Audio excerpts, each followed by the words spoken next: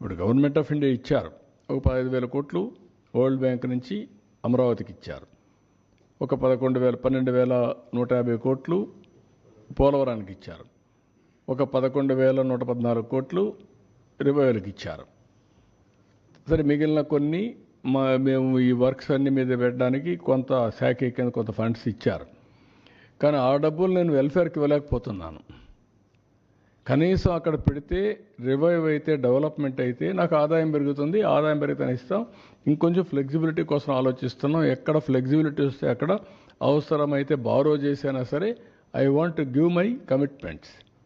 తల్లికి వందనం కానీ, లేకపోతే రైతులకు ఇవ్వాల్సిన రైతు భరోసా కానీ I want to give it. ఏది రైతైనా అవస్థపడాలి, గవర్నమెంట్ అయినా అవస్థపడాలి. నాకు ఫ్లెక్సిబిలిటీ ఉంటే నేను అవస్థ తీసుకోవడానికి సిద్ధంగా ఉన్నా. I will give it. ఆ ప్రయత్నంలోనే అనునిత్యం ఉన్నాం. మా డిపార్ట్మెంట్కి అదే చెప్పాం. They are also doing same exercise. ఒక్క నిమిషం కూడా వెయిట్ చేయాలి నాకు ఫ్లెక్సిబిలిటీ ఉంటే. ఇప్పుడే దాని మీద కూడా ప్లాన్ చేసుకున్నాం, వర్కౌట్ చేస్తున్నాం. I will come out.